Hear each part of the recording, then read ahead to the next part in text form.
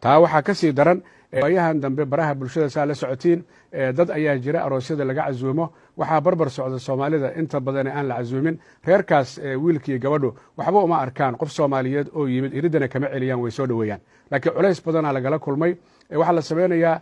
baraha bulshada ayaa sawiro la qaadaya la gelinaya social mediahii facebook ayaa life laga dhigaya arooskii islaameed cid u dirsata male lama dhihi noo duuba arrintaa lafteeduna waa arrin aan wanaagsanayn faamilkii ayaa isla markiiba la wacaya waxaa laleeyahay adinka aroosaa qabteen mana noo sheegin haddaan live facebooka ka daawanayna arrintaas waa dhaqan xumo ama magaalo joogno xumo sida loo arko waxaan xusuusanayaa faamil soomaaliyeed ayaa aroos dhiganayey kadibna waxay sameeyeen family waxaa jira ku shaqaysta in ay jaakadaha iyo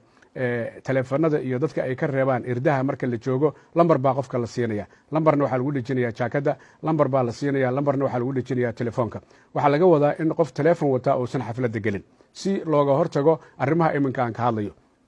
arooskaas soomaaliyeed markay saas dhacday dumar ayaa jiray aad uga xumaaday arrinta oo intaanay teleefanada dhiibin laba option ay haysteen in ama ay galaan iyagoon teleefonka haysanoo laga qaaday ama ay iska laabtaan marka qaar ayaa jira ka gaarsiinayey inay teleefano diraan si ay u cambaareeyaan ama u eedeeyaan reerka arooska dhiganaya oo yidhaahdaan reer baadiyaha ayaa aroos meeshaan ku qaba maxaa yeele waxay diidayaan teleefanadii in lala galo waxaa nasiib darro noqotay dadka iridda taagnaa inay ka mid ahaayeen dadka xafladda dhiganaya dad la xidida oo qoladii sidaa u hadlaysa markay maqleen ku yidhi haddii teleefonka walaa lagaa dhigay haddaan lagaa dhiginba aad labadiinu geli maysaan maxaa yeelay waxaad jaa'ifayseen dadkii arooska ahaa arrintaasina waa arrin kaloo xoogaa dhaqan xumo ama magaalo joogno xumaa waxaa kaloo jira dadka soomaaliyeed qaarkood ayagoon hubsan qof sii jeeda ayay feer ku dhufanayaan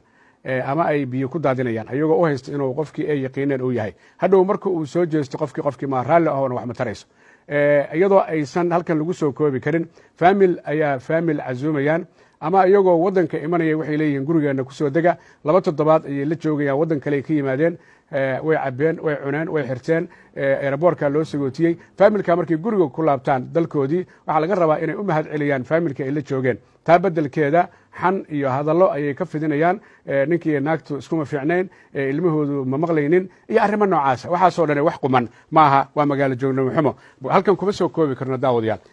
reer baa aroos qaba wiil iyo gabar baa iscalmaday labada waalid ee labada dhinac arooskii bay qabanqaabinayaan kharash badan bay bixinayaan arooskii baa la tegayaa arooskii markii la tago oo dadkii martida ahaa la soo fadhiisiyo waxaa imanaya dumar ilaa 4 ilaa 5 oo isla socda oo cid soo dirtay aysan jirin labada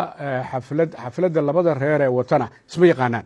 ayaga un baa iska socda weliba lama casuumin oo wax looma dirin maaragtay invitationa markay soo galaan markiiba dhinacyada eegayaan waa guddiyada qiimaynta ee iyagu isdiray markay dhinacyada eegaan markiiba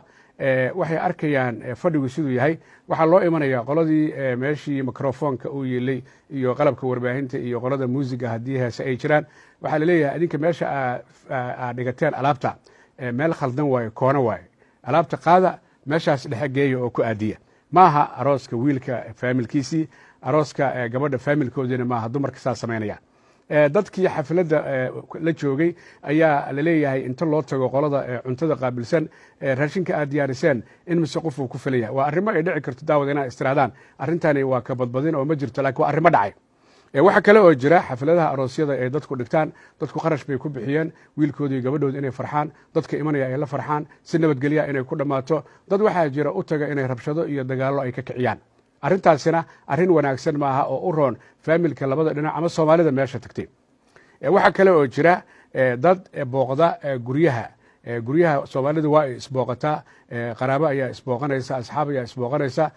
gurigii baa dadkii laga furaya soo dhoweyn ayaa loo samaynaya fadhigii ayaa la fadhiisinaya kadibna waxaa loo diyaariya dabcan sida caadada ah ama shaah ama qaxwo ama cabitaan ama waxyaabo macmacaana ilaa hooyadaas iyo aabbaha guriga joogahay waa dad xil ka mudan dadka asxaabtooda ama walaalahooda dadkii yimid waxaa laga rabaa inay fadhiistaan oo ay noqdaan dad martiya qaarkood markiiba martinimada way ka baxayaan iyadoo weliba ay arrintaasu arrin aad u dhibaysa ay tahay hooyada guriga ama aabbaha guriga way istaagaysaa derbiyada ayay fiiris ku bilaabaysaa bugaag meel saaran ayay fatashaysaa way soo baxaysaa jikada ayay tegaysaa qoftaa dumarkaahi qaanadihii ayay eegeysaa maxaa waaye alaabtii idintaalaahi way ka soo baxaysaa hooyada qolkeeda laga yaabaa inay soo gasho armaajadeeda inay furfurto oy tiraahdo duruucdaadu aaday u badantaha ama waxaan waa laga tegay iyo waxyaabo lamid a waa hagaag qofkii kale ee meesha fadhiyey wuu yaabaya. qofkani markay ku soo laabato meeshii ay fadhiday telefono ayaa reerka u soo dhacaya, ama kan gacanta ha noqdo ama ka guriga. soo dhicidda ay soo dhacaan jawaabteeda waxaa iska leh dadka guriga iska leh. qofkani ma fadhi karo inuu telefonka ka jawaabo maahane. halow assalaamu calaykum, yaa rabteen? waxa waaye hooyadii guriga waa mashquulsan tahay, maxaan u sheegaa? waaba hirraagaysaaba qoftaani. arrintaasu waxoogaa waa dhaqan xumo dadka qaar say u arkaan, ama waa magaalo joognimo xumo.